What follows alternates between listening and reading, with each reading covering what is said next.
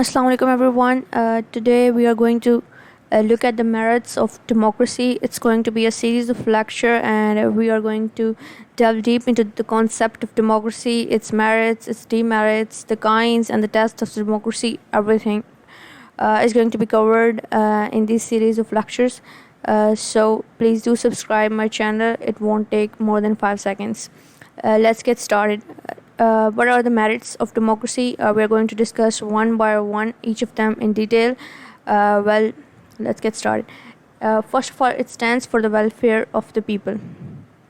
Now, G.S. Mill is a great advocate of the democracy, and he thinks that in terms of promoting the welfare of the people, democracy is.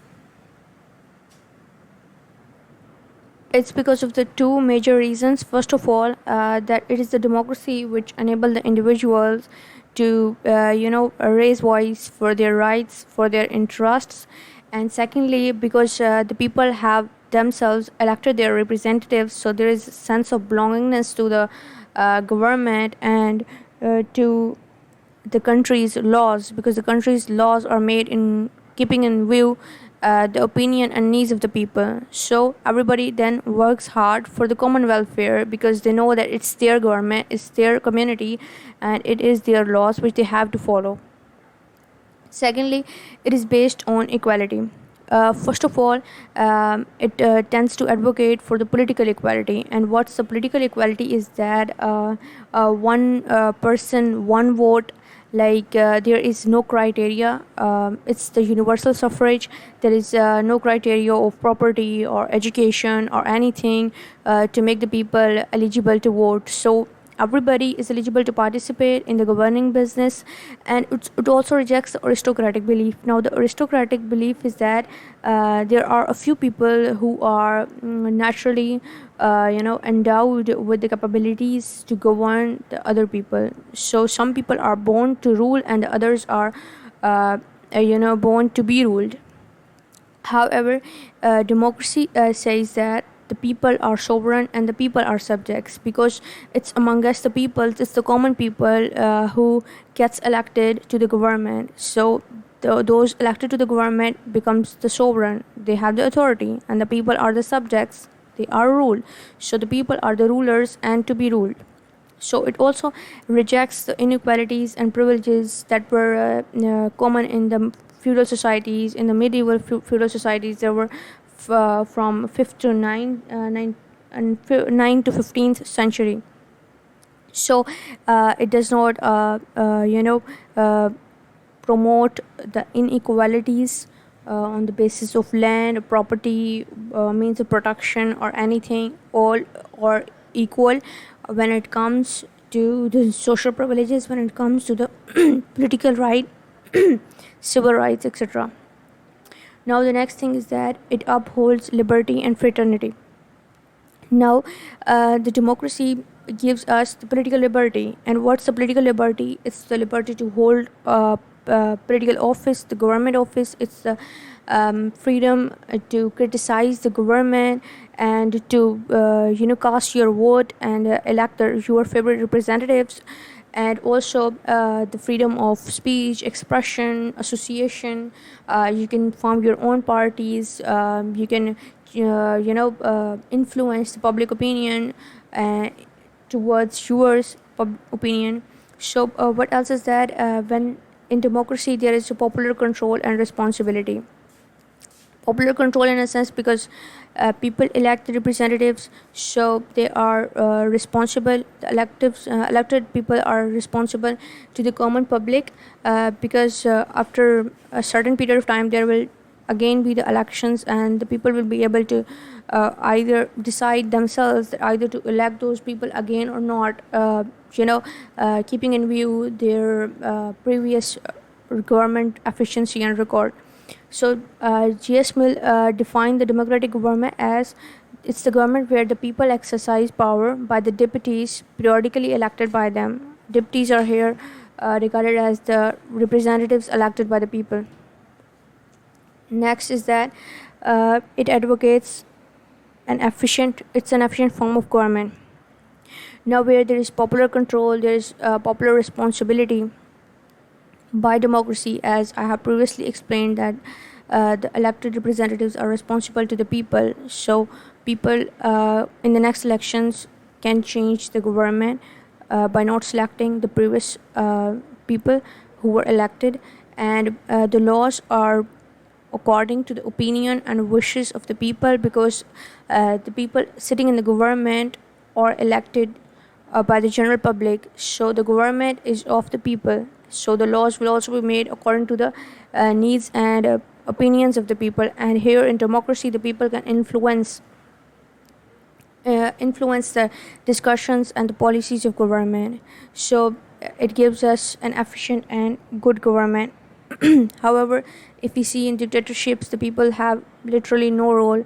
They cannot influence the policies of government. They have no rights, and they are not sovereign, because the whole authority resides in the dictator. Next is that it ensures the stable government. Now, democratic government is stable in a sense because the people themselves elect the government. So the government is, you know, working on the consent of the people, and as the people have themselves elected their representatives, so uh, they defend their government in times of crisis, and they take pride in government. So the other point is that there is no need of revolution or revolt to change the government, as in case of the dictatorships or other forms of the government, because in democracy you have the safe passages through elections. Elections are the safe valves. There are constitutional means by which you can change the government through elections. You do not need to go for revolutions or revolts and violence. As we have seen in the World War II, where there were two powers, the Axis and the Allies, and the Allies were UK, China, Soviet Union, and US, and the Axis were Japan, Italy, and German.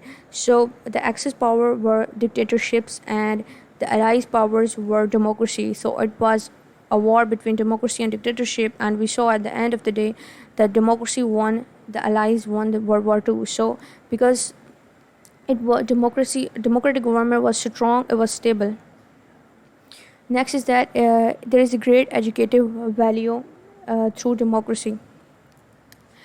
Because of democracy allows people the participation in public affairs. So by giving people the chance to cast votes, to participate in discussions and political affairs, they stimulate the people's interest, and by which the best and the most superior government, supreme test for the state is that in the long run, the good government is the one which nurtures people, which by which the people grow in self-reliance, in industry, in courage.